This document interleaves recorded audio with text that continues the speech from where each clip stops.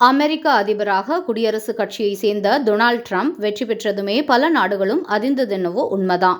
தடால் அடிக்கு பேர் போன ட்ரம்ப் தனது 2வது ஆட்சி காலத்தில் என்னவெல்லாம் அதிரடிகளை அரங்கேற்றுவாரோ என்ற பீதிதான் இந்த அதிர்வுக்கு காரணம். அவ்வளவு ஏன், இந்தியா முழுவதுமே அமெரிக்காவில் ட்ரம்ப் வந்தது இந்தியாவுக்கு சாதகமா பாதகமா என்றெல்லாம் கூட விவாதங்கள் பல நடந்தது. அதற்கு பதிலளிக்கும் விதமாக இருக்கிறது அவரது சமீபத்திய நியமனங்கள். அவர் அதிபராவதற்கு முன்பாகவே அவருக்கான குழுவை அவர் நியமிக்க ஆரம்பித்து விட்டார். அந்த நியமனங்கள் அவரது ஆட்சி நிர்வாகம் எப்படி இருக்கும் என்பதை அடிக்கோடிட்டு காட்டியது என்றே சொல்லலாம். வெள்ளை மாளிகையின் கொள்கைகளுக்கான துணை தலைவராக ஸ்டீஃபன் மில்லர் என்பவரை நியமித்திருக்கிறார். 2015 ட்ரம்பின் உரைகளை எழுதி தரும் மில்லர் ட்ரம்ப் நிர்வாகத்தில் குடியேற்ற விவகாரங்களை கவனிப்பார் என்றே கூறப்படுகிறது.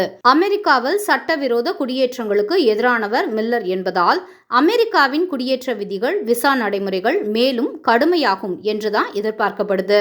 ட்ரம்ப் அவரது தேர்தல் பிரச்சாரத்தில் சொன்னது போல அமெரிக்காவில் சட்டவிரோதமாக குடியேறியவர்கள் பெரிய அளவில் நாடு கடத்தப்படுவார்கள் என்றே எதிர்பார்க்கப்படுகிறது. அடுத்து அமெரிக்காவின் வெளியுறவு கொள்கையை முடிவு செய்வது முக்கிய பங்காற்றுவார் ட்ரம்ப். அதன்படி பார்த்தால் புதிய வெளியுறவுத்துறை அமைச்சராக அறிவிக்க உள்ள மங்கோ ரூபியோ, அதிபரின் பாதுகாப்புத்துறை ஆலோசகராக நியமிக்கப்பட்டுள்ள மைக் வால்ட்ஸ் இருவருமே சீன எதிர்ப்பாளர்கள். அதனால் ட்ரம்பின் 2வது ஆட்சியில் சீனாவுக்கான எதிர்ப்பு என்பது மிகவும் தீவிரமாகும் என்றே கணிக்கப்படுகிறது. அமெரிக்காவில் மேலாதிக்கத்துக்கு சீனா முட்டுக்கட்டை போடுகிறது என்பது ட்ரம்பின் எண்ணம்.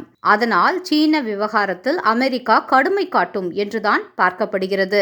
அரசாங்கத்தின் செலவை குறைக்க அரசாங்க திறன் துறை என்று ஒன்றை உருவாக்கி அதன் பொறுப்பாளர்களாக உலகின் மிகப்பெரிய செல்வந்தர்களாக ஒருவரான எலான் மஸ்க் மற்றும் இந்திய வம்சாவளியினரான விவேக் ராமசாமி இருவரும் அரசின் செலவுகளை கவனிப்பார்கள் என்பதால் உலக நாடுகளுக்கு அமெரிக்கா வழங்கும் மானியங்கள் கண்டிப்பாக குறைய வாய்ப்பு இருக்கு. பாகிஸ்தான் போன்ற நாடுகளில் இந்திய எதிர்ப்பு தீவிரவாதம் குறைய வாய்ப்புள்ளது. இது நமக்கு ஒரு விதத்தில் சாதகம் என்றால், இன்னொரு விதத்தில் பார்த்தால் நாம் அமெரிக்காவுக்கு ஏற்றுமதி செய்யும் பொருட்களுக்கான வரி அதிகரிக்கும் என்றே கணக்கில் கொள்ளலாம். நாம் இறக்குமதி செய்யும் பொருட்களுக்கு வரியை குறைக்கச் சொல்லும்.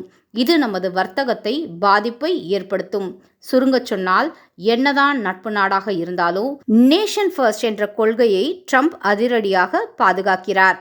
இதனால் அமெரிக்காவின் H1 விசா எதிர்பார்த்து காத்திருக்கும் இந்தியர்கள் முதல் இரு நாட்டுக்கும் இடையிலான வர்த்தகம் வரை நமக்கும் அவர்களுக்கும் எந்த பாதகமும் இல்லாமல் பார்த்து கொள்வது அவசியமாகப்படுகிறது. பாகிஸ்தானை கடுமையாக விமர்சிக்கும் துளசி கபாட் அமெரிக்க அரசின் தேசிய உளவு பிரிவு இயக்குநராக பொறுப்பேற்றிருக்கிறார்.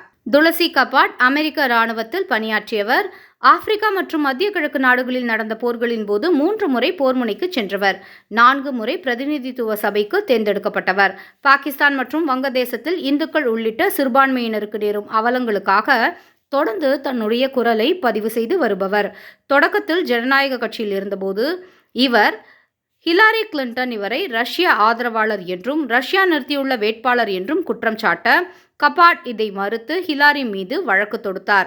இந்த பிரச்சனையை தொடர்ந்து ஜனநாயக கட்சியிலிருந்து வெளியேறி குடியரசுக் கட்சியில் சேர்ந்தார். இப்போது தேசிய உளவு பிரிவில் இயக்குனர் பதவி இவருக்கு வழங்கப்பட்டுள்ளது. இது பாதுகாப்பு நடவடிக்கையை மேலும் துரிதப்படுத்தும் என்று எதிர்பார்க்கலாம். மொத்தத்தில் சாதகமா பாதகமா என்றெல்லாம் தாண்டி எந்த பாதகமும் இல்லாமல் பார்த்து கொள்ள வேண்டியது இரு நாட்டு தலைவர்களுக்குமான அத்தியாவசிய கடமையாகும்.